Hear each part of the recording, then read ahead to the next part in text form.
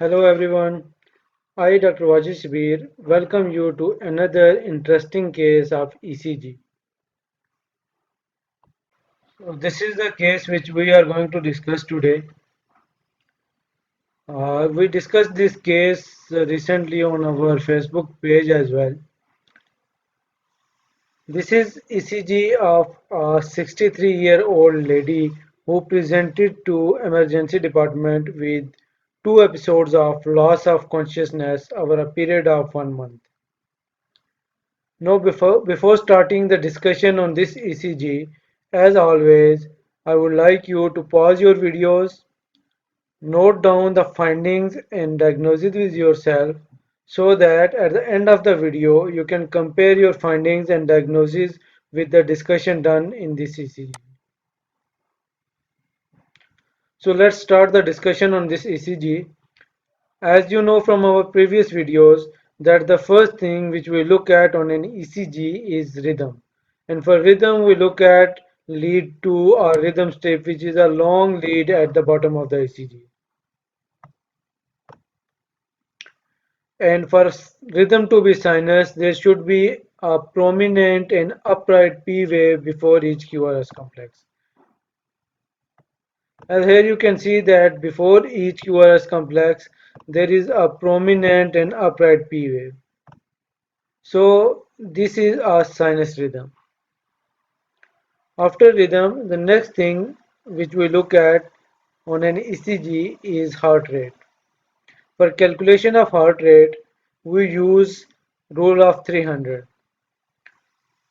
In rule of 300, we select a QRS complex which lies on a prominent vertical line like this QRS complex, and between this QRS complex and next QRS complex we calculate the large boxes as 300, 150, 100, 75, 60, 50, 45, 40, 35, 30.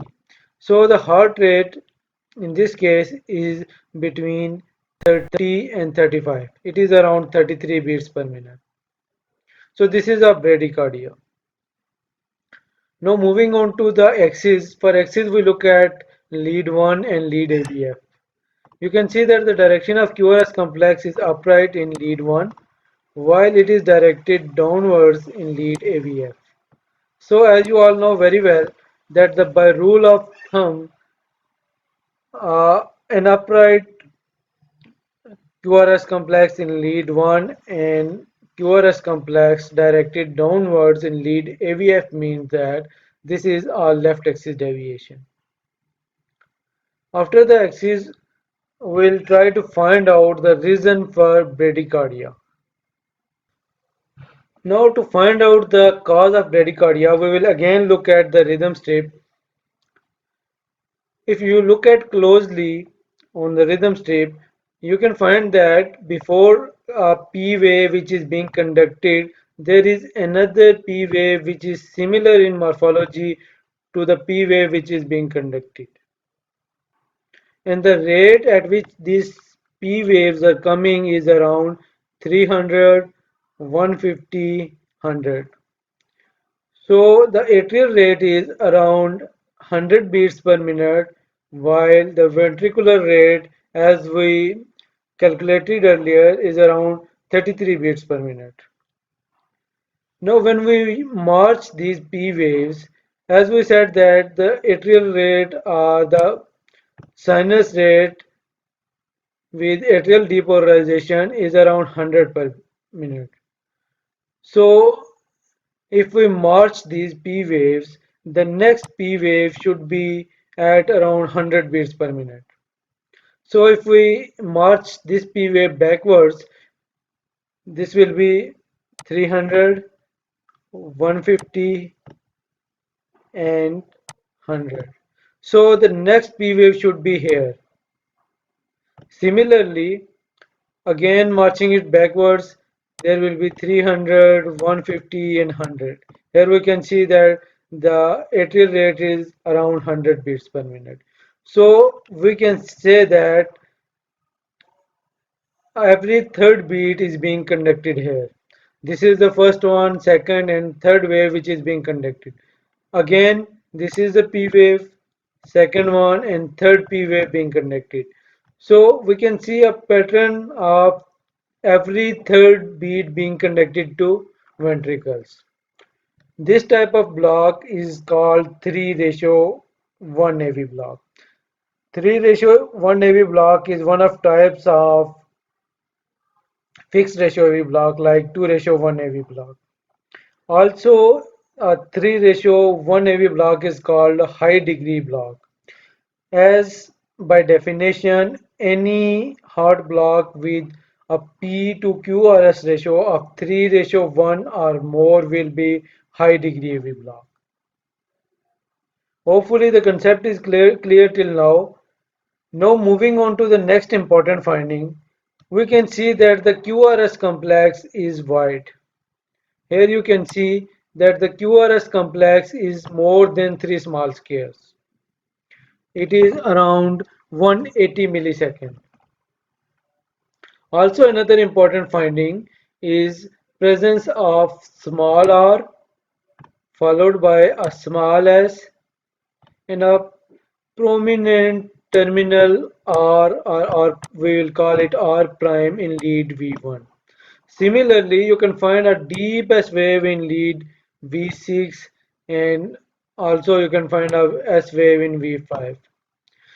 So presence of an RSR pattern in lead 1 with deep S wave in lead V6 along with a broad QRS complex means that this is our right bundle branch block. Now, as we said earlier, that the axis here is left axis deviation. Normally, with right bundle branch block, you do not find a left axis deviation. The axis is usually normal in case of right bundle branch block. So, whenever you find a left axis deviation along with RSR pattern in lead V1 and a broad QRS complex, always think of left anterior fascicular block. As here we can see that in lead 1 and lead AVL, there is small q and tall R waves. Here you can see that there are small q and tall R wave written as small q and capital R.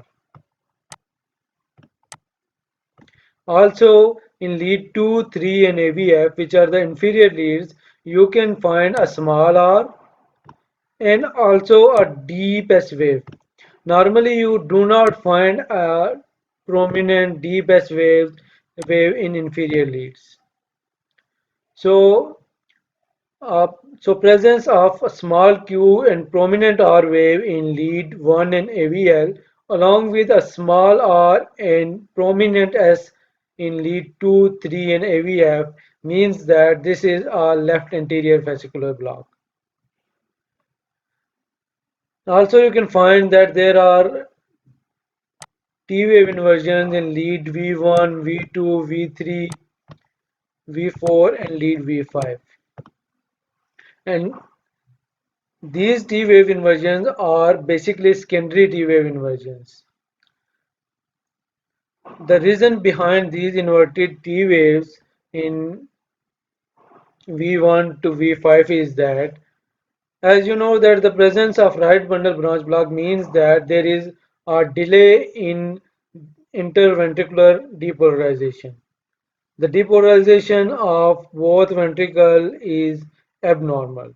So when there is an abnormal depolarization, the repolarization will also be abnormal.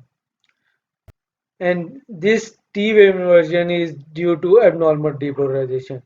But the phenomena is called appropriate concordance. So to sum up the finding, this is a sinus rhythm with 3 ratio 1 AV block. There is left axis deviation with left anterior fascicular block and a right bundle block. So when all these findings are combined, this makes it a trifascicular block. In a patient with symptomatic prefascicular block, the treatment of choice is placement of a permanent pacemaker.